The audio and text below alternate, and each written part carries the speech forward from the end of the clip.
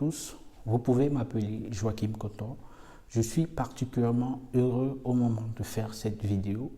Vous avez été nombreux à l'avoir réclamé. Aujourd'hui donc, on va aborder un sujet, on va en parler en 3 points. 3 choses qui favorisent la fidélité. On se retrouve donc tout juste après.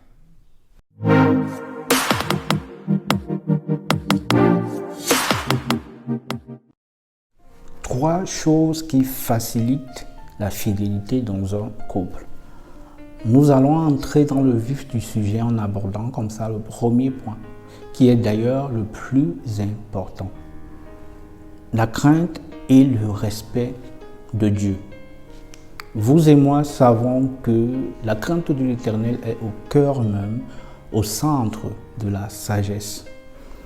Craindre l'Éternel, c'est quoi? Craindre l'Éternel, c'est accepter que Dieu est l'être suprême au-dessus de nous. C'est accepter qu'il soit notre guide. C'est accepter de bâtir une relation sincère d'amour avec lui. C'est accepter de faire de lui notre influenceur principal, notre éducateur principal.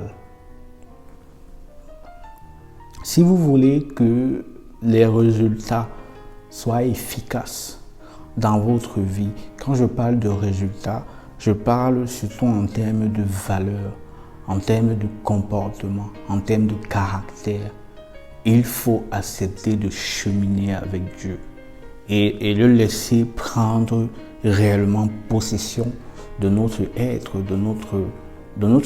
dans toutes ses dimensions, corps, âme et esprit, de laisser prendre possession et qui nous conduise, qui nous façonne à son image. Parce que nous n'oublions pas, avant d'être agréable à autrui, nous devons commencer par être agréable à Dieu. Dans le deuxième point, il est question du respect vis-à-vis de soi-même. Jaron disait à cet effet que la bonne charité commence par soi-même. Il faut donc être capable de se faire du bien à soi-même. Il faut se donner les moyens de sélectionner ce qui est bon pour nous et de rejeter automatiquement tous les aspects de la vie qui ne nous aident pas. L'objectif étant de favoriser notre développement personnel, un développement positif et efficace. Parce qu'on se respecte, on donne de l'importance à sa vie. Effectivement, le respect vis-à-vis de soi-même, c'est tout simplement aimer sa vie. Parce que j'aime ma vie, je refuse d'aller de gauche à droite. Parce que déjà, je m'expose aux maladies. Parce que je m'expose aux esprits de tout genre. Vous êtes sans ignorer que les rapports sexuels ne se définissent pas seulement comme des échanges de plaisir, mais ce sont des transactions qui atteignent même la dimension spirituelle. Il faut donc protéger sa vie, il faut se respecter, il faut se donner du poids.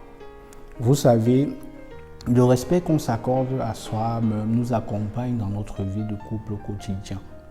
Ça nous accompagne réellement. Et parce qu'on se respecte, on réussit effectivement à respecter l'autre. Parce qu'on se respecte, quand on dit qu'on aime, on respecte cet amour-là. C'est-à-dire, on vit, nos valeurs font qu'on vit en synergie avec ce qu'on s'est dit, avec ce qu'on a dit à l'autre, avec les promesses qu'on a faites à l'autre. La fidélité devient donc à ce moment-là automatique. Le troisième point consiste à savoir dire non aux influences négatives de son partenaire. Quand on parcourt les problèmes qu'il y a dans beaucoup de couples aujourd'hui, on se rend compte que plusieurs personnes se sont retrouvées dans l'infidélité à cause de leur partenaire. Ces personnes ont subi des infidélités et à un moment donné ont fini par devenir à leur tour infidèles. Et c'est là où il y a un problème. Il y a un problème de valeur. Parce que nos valeurs doivent toujours être celles qui priment dans notre vie. Il faut toujours refuser que tout ce qu'il y a de négatif chez l'autre finisse par avoir un impact sur notre vie et nous amener à briser nos principes. N'oublions pas que, au-delà de notre partenaire, nous avons un autre partenaire qui est au-dessus de tous les partenaires. C'est Dieu. Je le disais au cours du premier point. La crainte de l'Éternel est au cœur même de la sagesse. Une femme, un homme qui craint l'Éternel ne tombe pas dans ces pièges-là. Ne laissez donc pas le comportement de votre partenaire corrompre vos valeurs. Ne laissez pas.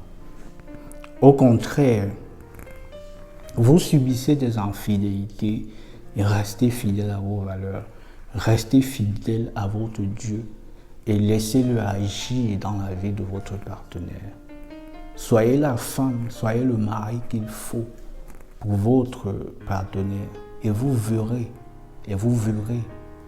quand la justice divine va intervenir dans la vie de votre partenaire, vous comprendrez que Dieu a plusieurs façons de communiquer, a plusieurs façons d'intervenir dans la vie des autres. Ne l'oublions jamais. Un mariage, c'est aussi du fait de Dieu. C'est-à-dire que Dieu est présent dans un mariage et l'objectif de Dieu dans un mariage, ce n'est pas seulement de vous voir faire des enfants, de vous voir vivre ensemble, de vous voir élever vos enfants, mais c'est de réussir à se frayer un chemin dans cette vie de couple-là et à impacter au quotidien vos vies. Et donc, choisis d'être cet instrument-là par qui Dieu va passer dans ton couple pour passer des messages et pour impacter la vie de ton partenaire.